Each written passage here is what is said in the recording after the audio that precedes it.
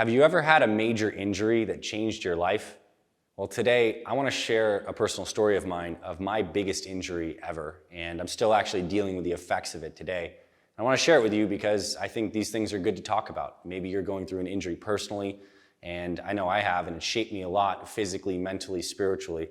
So that's what we're going to talk about in today's video.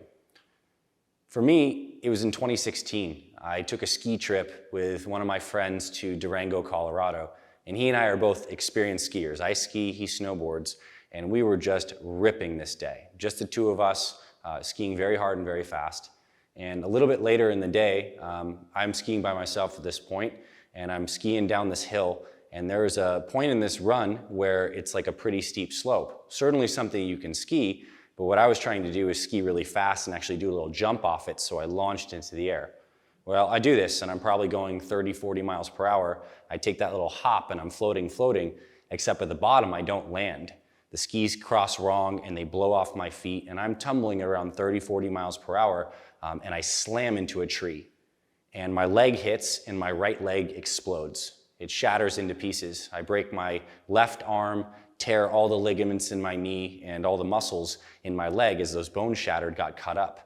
And this is actually a picture right here of what my knee looked like a few hours later after I got evacuated from the ski run, and I was going into emergency surgery to save my leg. Needless to say, going from a place of doing some very aggressive, ego-based skiing to now at a state immediately after of being shattered changed my life.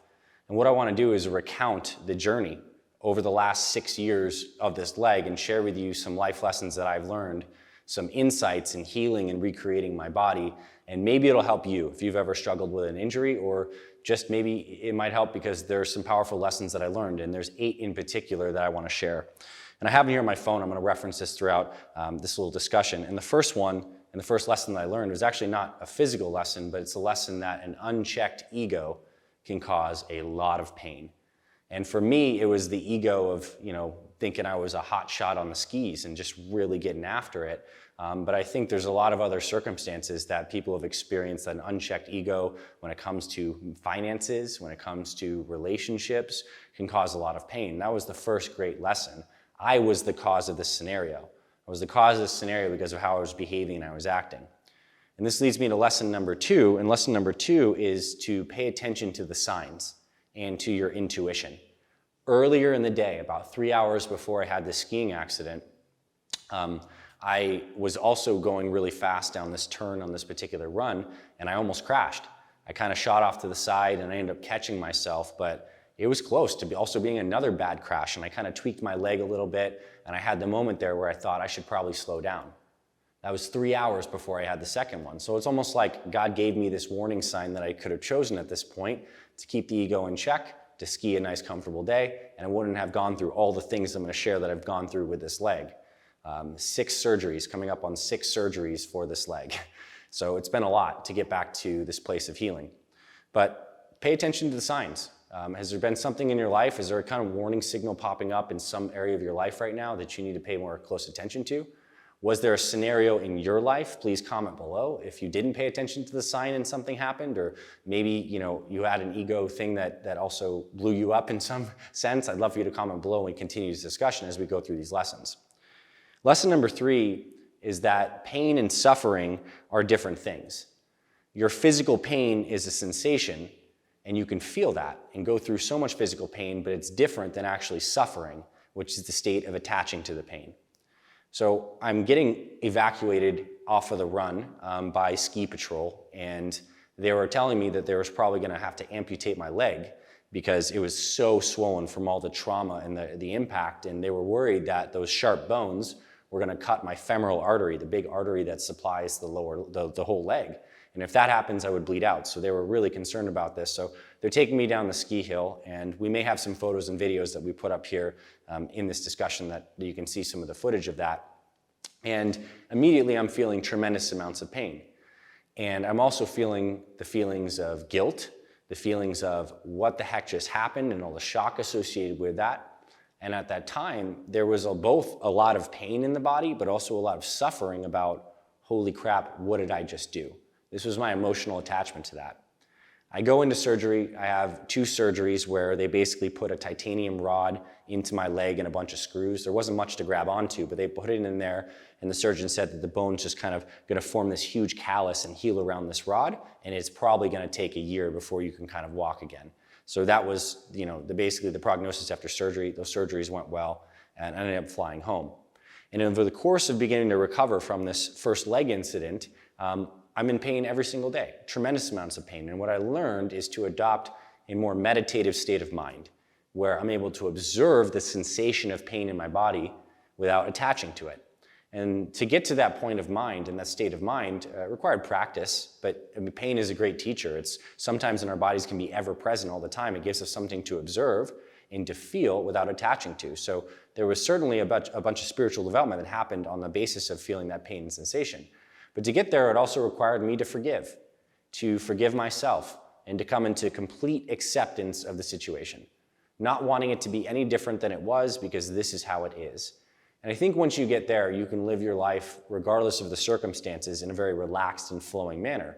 And I was able to achieve that over several months of really sitting with this experience.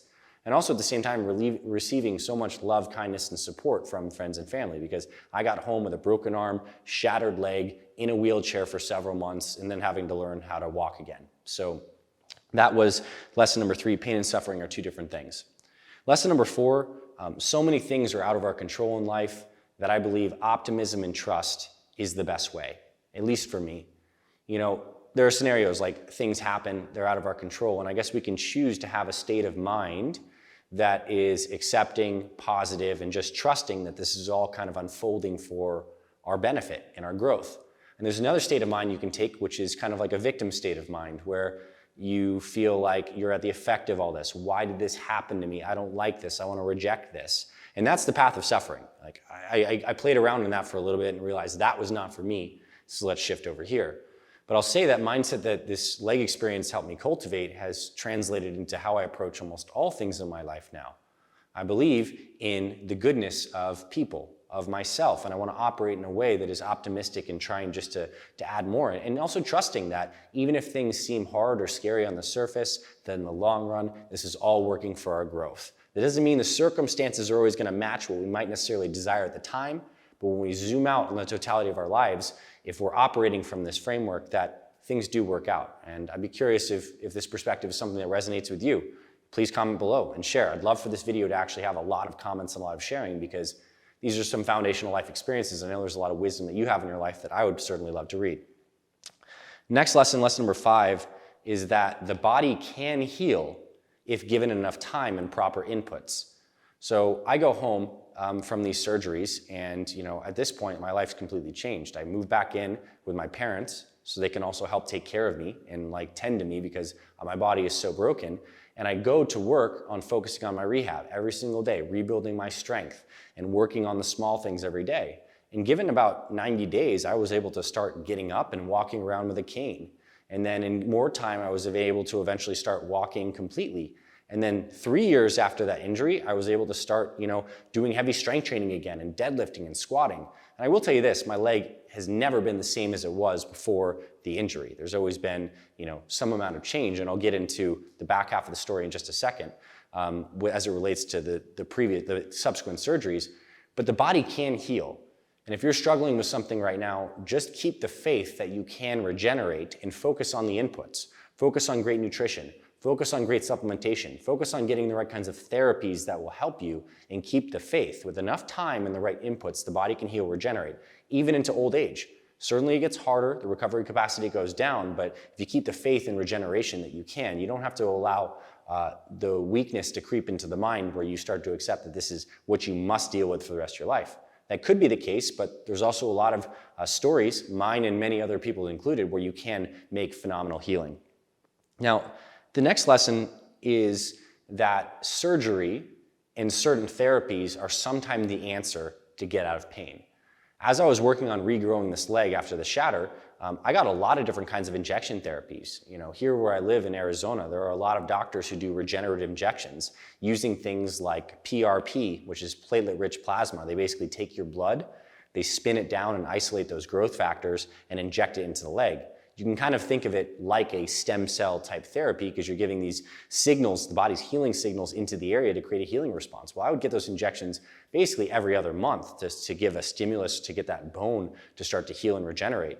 And I've also used these PRP injections for all sorts of athletic injuries with the tendons, shoulders, back, tune-up knees, and as well as the surgeries. Save my leg. You know, if we were living in a time where this kind of surgical technology was not available, you know, I probably wouldn't have a leg at this point. So amazing. But just think about this. If you have an old nagging injury, sometimes getting an actual therapy is the thing that can start to move it forward and not just dealing with it.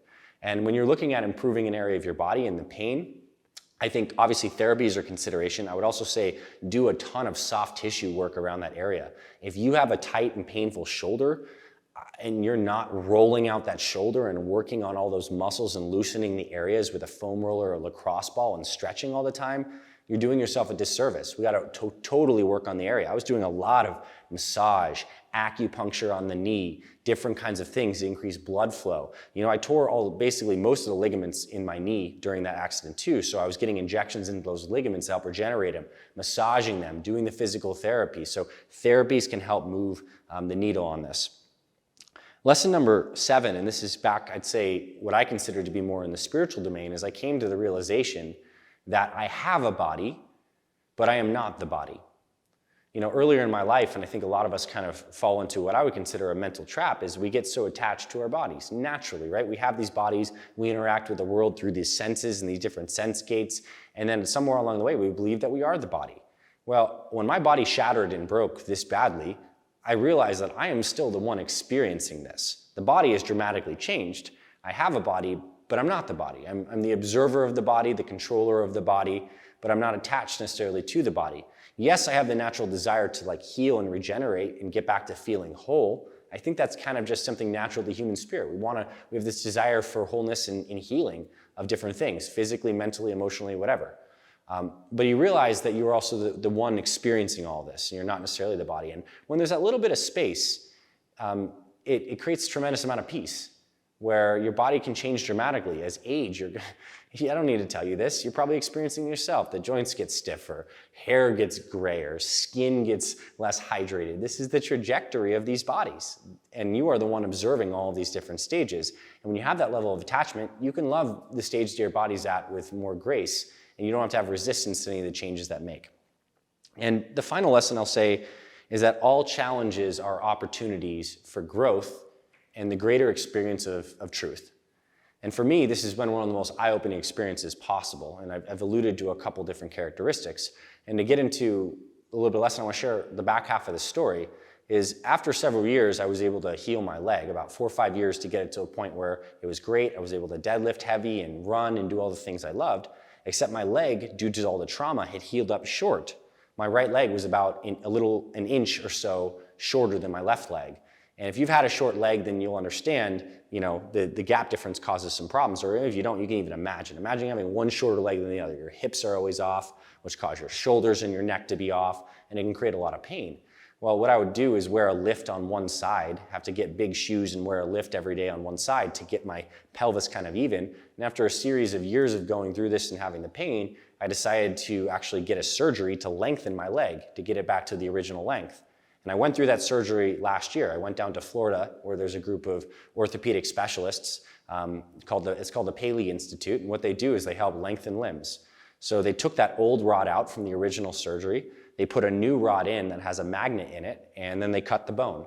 And then I stayed down in Florida for 8 weeks, and every day I would use this magnetic device, put it on the leg, and this magnetic device would rotate a magnet, which would cause the rod in my leg to lengthen and telescope out very slowly. So over the course of around 8 weeks with daily physical therapy and lengthening, I was able to get this leg in even length with the other one, and then came home and had a new rehab, because they obviously broke my leg in the process of that, and all the tissues have stretched. But now I'm sitting right here in front of you, kind of on like the tip of the spear of this 6-year journey. I have even length legs, but I have still a lot of metal and hardware in here that I'm actually going down to Florida to get out next week. So that's what really, part of the inspiration for this video is I'm going to surgery next week. And I also want to explain too, if you've been watching this channel for some time, particularly for many years when we were really publishing a lot of videos and content in 2018, 2019 on fitness stuff. If you haven't seen as much of the fitness stuff with me on camera, it's because I've been going through a lot of this leg stuff. And I'm really excited and hopeful for a good surgery next week to heal this, and then in about a year or so get back to like more vigorous athletic activity. This experience has certainly taught me patience, and I appreciate you listening to this story, and I hope you found some kind of value and insight from this. And I imagine just because we're humans, we're going through the shared experiences, we have bodies, that you've gone through something pretty tremendous too, whether it's a body thing or a mind emotion thing. I'd love for you to share it below. I'd love to hear your story of triumph, some of your lessons learned. We're here to share. I believe we're here to both go through these experiences personally, grow from them, and then share them with others, because the sharing feels good for ourselves personally, but also because it benefits one another. So thank you. Hope you enjoy this. It's been a heck of a ride, and I'm happy to be here with you, and I'm really grateful that you watch these videos, you're subscribed and checking out our Fit Father and Fit Mother Project YouTube channels. We have so much more work and support to do in these channels to help you live longer, stronger, and healthier. And for me, that is a holistic approach. Nutrition, exercise, recovery, sleep, mindset, heart set, all of this stuff. If you're watching this and you feel like-minded and resonate with that, continue hanging out with us. Thanks for being here, my friend. I appreciate you so much. I'll talk to you soon. Hey there, it's Dr. A. Thanks so much for checking out today's video. I hope you found it valuable. Here at the Fit Mother Project, my team and I are on a mission to help busy moms, particularly ladies in their 40s, 50s, and 60s, lose weight, tone up, build muscle, and get healthy for themselves and their families. So I'm super grateful you're here.